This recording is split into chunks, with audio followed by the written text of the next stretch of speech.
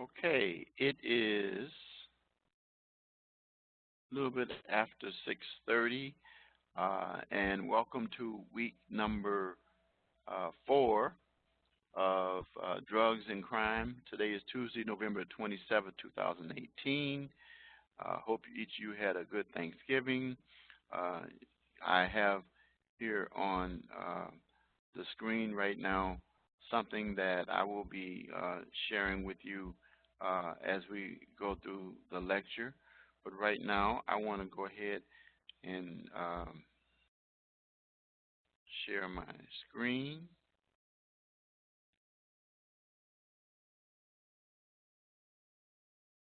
And let's go to Firefox. Okay. All right. So here we are in week 4, and we're going to go right down to the live lecture section, which shows you that we are at week 4, and then you'll have 2 more lectures to go. We will have an archive or recording of this lecture after I complete it. So now let's go ahead and let's look at the announcement. Drug-related criminal activity, law enforcement perspective will be presented. That's why I have a statute that I'm going to be sharing with you, and I'm going to send you a copy of that as well. Then, to prepare for this, read Chapter 6 and 7 of Drugs, Crime, and Justice, and complete the activities combating drug trafficking organizations, DTOs, law enforcement response to the heroin epidemic. And then your discussion assignment is forfeiture, which many of you have began to submit information. Remember that your initial post is due tonight, 11:59 p.m. Central Standard, and your reply post is due Saturday. Finally, complete the course project, Heroin and Opioids, Law Enforcement Perspective, and then remember there's a quiz. And then take time to complete the mid-quarter survey. If you could, I'd appreciate that as well. All right, and you know what my motto is and why my motto is adversity is the springboard to success. All right, so let's take a look at the course calendar.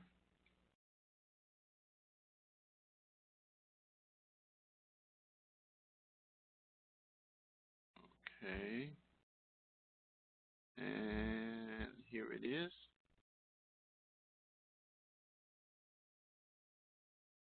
We are right here at this week. You'll see your reading assignment if you click on that. Then your initial post, the live lecture taking place now. The reply post due Saturday, the 1st of December. Then your quiz and written assignment or course project due on the 2nd. And we will go over that in just a few minutes. All right, so let's go again right now. Let's do it right now. Let's take a look at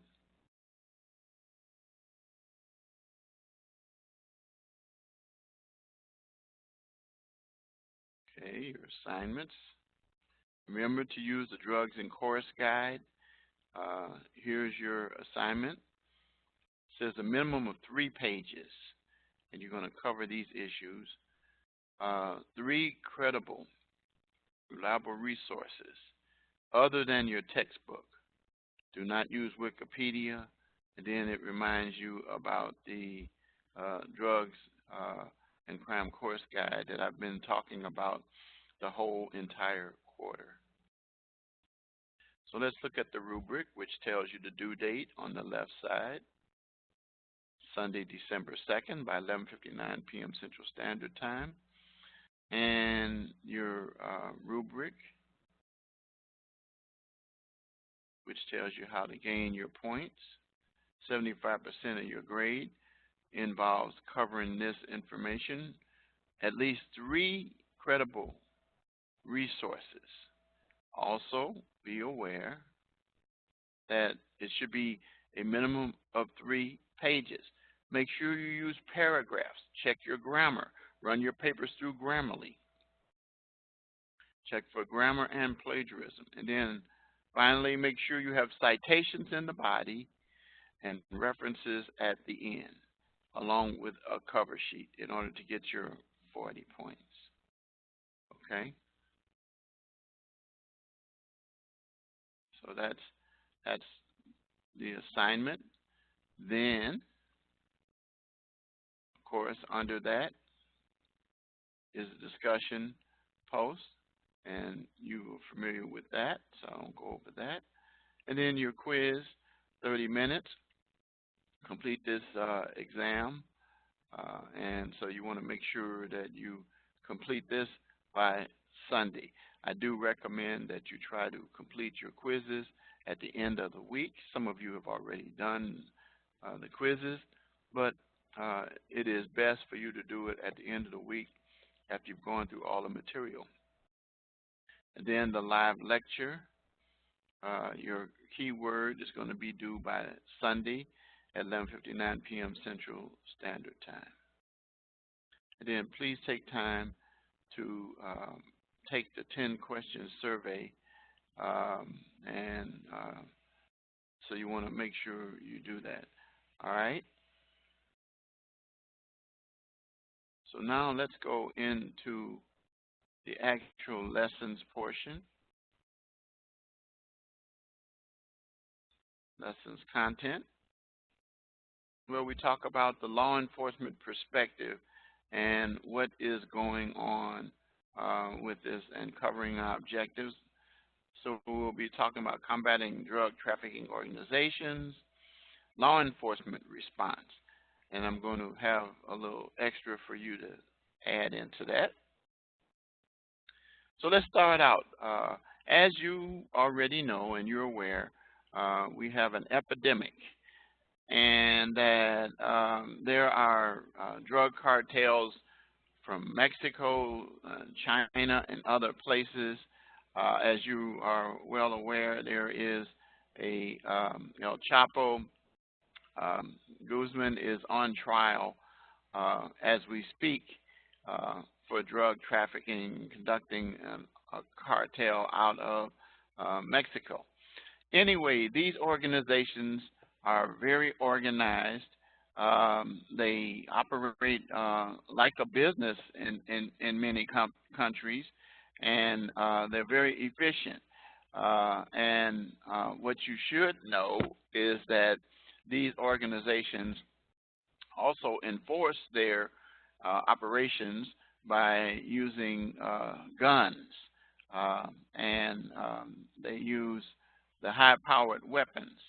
And so anyway, these organizations are responsible for selling opium and heroin and fentanyl and caffeinating to heroin powder to make it even more lethal and more dangerous. And these are synthetic drugs that are added, and it comes from various places. But the fentanyl is a sedative used for elephants. Now you can imagine this being added into a drug, and so it is very, very, very, very lethal. And there's an article that you can learn more about that. I'm not going to take time to go over that, but I do want you to be aware that because of what is going on, the primary organization on the federal level, the DEA, the Drug Enforcement Administration, is the leader. But they work in conjunction with other organizations like the FBI. They work with Homeland Security. They work with the DEA and other organizations. The other organization that I was trying to think of is ICE. They work together with them. So what they're trying to do is disrupt the operation of drugs. And they'll do like undercover deals. They'll do what we call buy bust, and they'll set traps for organizations. However, though, the unfortunate part about it is that many of these organizations are very cunning in how they do it.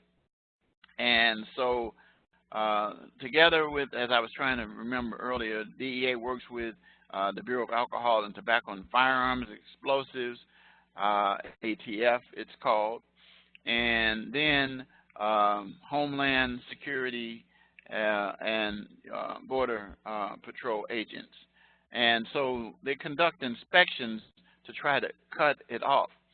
But there are so many ways that these drug cartels operate. They have what they call mules. These are individuals that carry the drugs, and some of them will even carry them in their system. It's gross what I'm about to say, but this is just one of the methods. They will take the heroin and they will put it in a balloon and they will swallow it. And then when they cross the border into the United States, they will go give them a laxative, and yes, you can figure out the rest.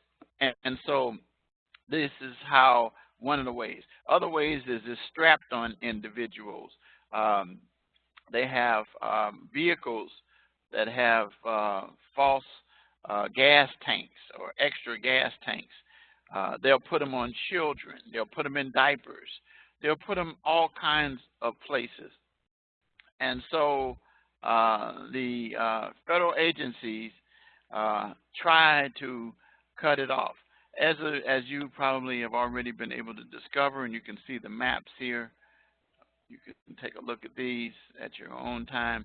You should be aware of the fact that at this junction, it's pretty hard to try to stop the cartels and their influence. And I've already said before that one of the best ways to deal with this is to take the customers away. So anyway, this is how those organizations operate, and our government agencies, in my opinion, are fighting with a short stick and have not been very successful at doing so. Okay, so now let's look at the law enforcement officers concerned for the use of heroin or opioids, and heroin has been laced with all kinds of things, and I already told you how dangerous it is. And so because we deal with the issue of overdose, their law enforcement has come up with devices or medicines called such as Noxawan or Narcan, which is supposed to stop opioid overdose. And what it does is it slows the breathing and ingestion of the individual when you ingest the drug, but the Noxawan blocks the effects and reverses. And it works on overdoses in heroin and dealing with oxycodone, hydrocodone, morphine, and it requires the agencies to possess and administer the drug. Many first responders are using them. However, though, one of the problems that's taking place is that oftentimes if the first responder does not arrive in time, the individual will die. And so anyway, I want to take a few minutes and I want to share with you, if you can take and read these articles, and you'll see they have sniffing dogs and so forth. But this video gives you an idea about what's happening, and I am going to take this and let's put this on. I'm going to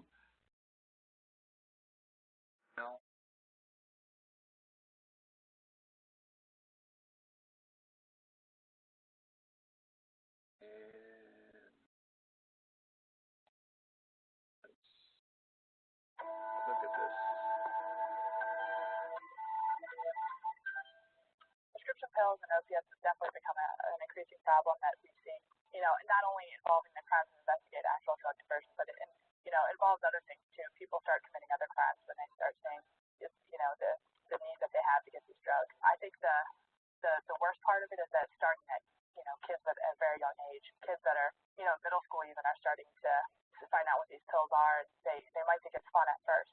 And then, you talk to them a year, 2 years later, and you realize it's a different story. I mean, but, just the degree that people go to get these pills is insane. I mean, I've seen people that drive 7 hours one way every month each way, so that's a 14-hour round trip just to get these pills because, so you need a job. You can't work your job anymore because all you care about is, driving up to get these pills. And, I mean, your life is over because all you can focus on is how do I get these drugs. We've done search warrants in huge homes, multi-million-dollar houses, fancy cars, and we've done search warrants in houses where there's no food in the refrigerators.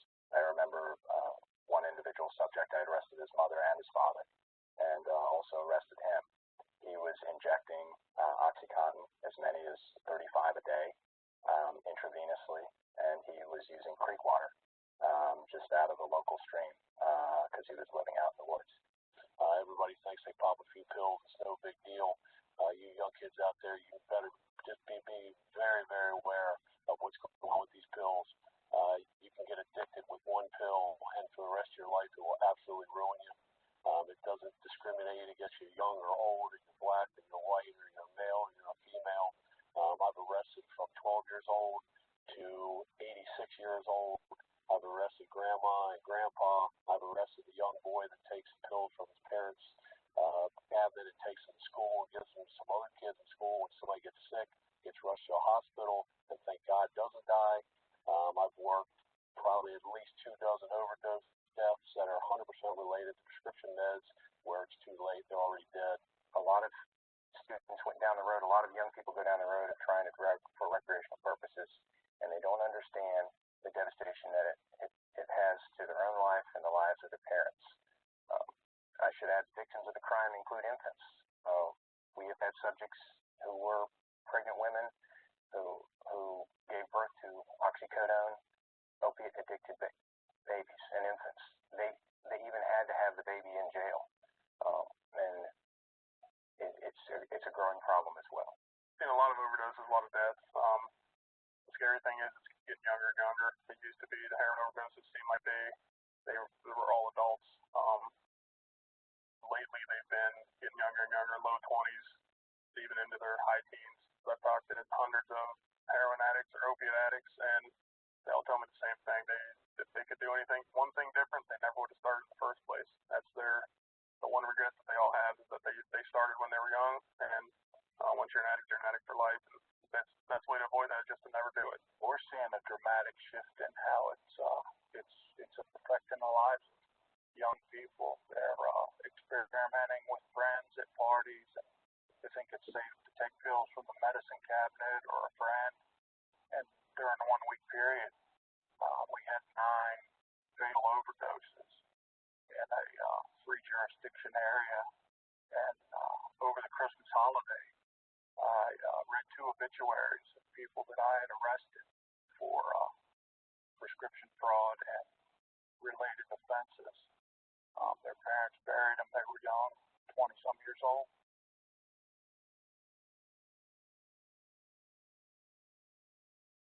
Yes. Yeah, that's it is a real serious problem, as you can see. Now, what I want to do at this time is go back into the classroom, and I want to share with you. This is a House bill that is Senate bill that is pending in Illinois. This is one of the approaches that law enforcement has partnered with to help substance abuse. It's called Senate Bill 3023, and it's entitled the Community Law Enforcement Partnership for Deflection and Substance Use Disorder Treatment Act. And there are, and I'm going to be checking to see what the status of that bill is. I attended a seminar earlier in the year, and this was a session that specifically dealt with this.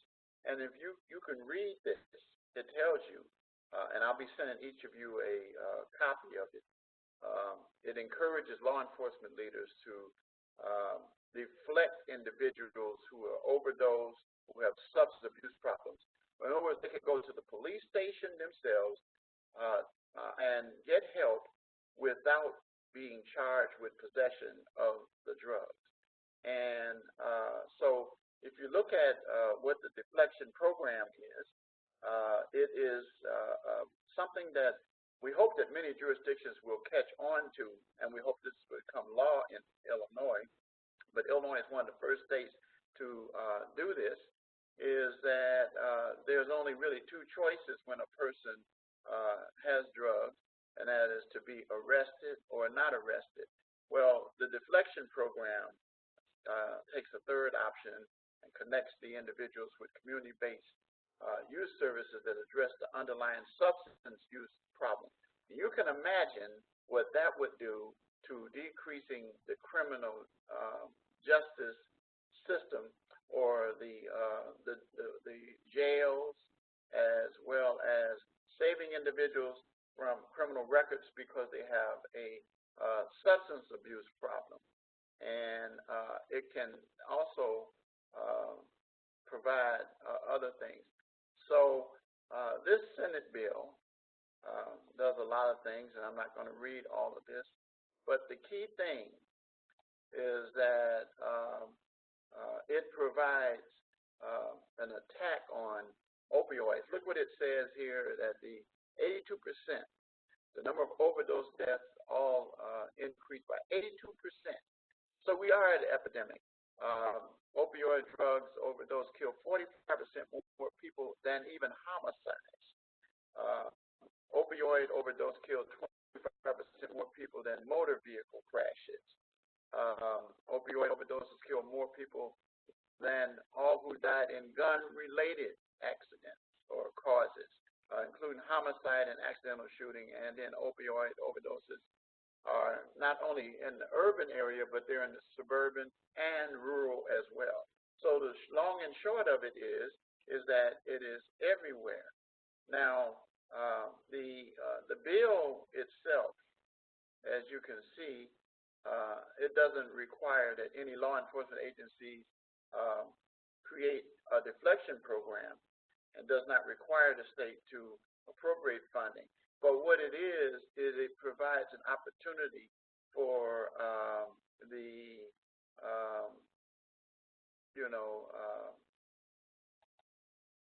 provides an opportunity for the individual agencies to government entities to set up these types of programs.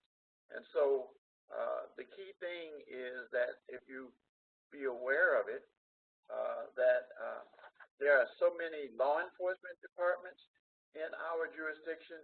There are numerous police departments. It's all over the state that you'll see these situations. You see various organizations, hospitals, doctors, universities, all participating in trying to help with this issue. So it is a bill that we hope will provide some help to individuals, and so I just wanted to pass that information on to you. So I am going to be adjourning at this time, and I wanted to provide this information to you as an alternative method for law enforcement to deal with the issue, and you can research and find more issues. But the key word that I'm looking for this week is SB 3023. Okay? That's it. I'm not going to say it more than once. All right? So I'm going to adjourn this session and hope to see you next week at the same time. So good night.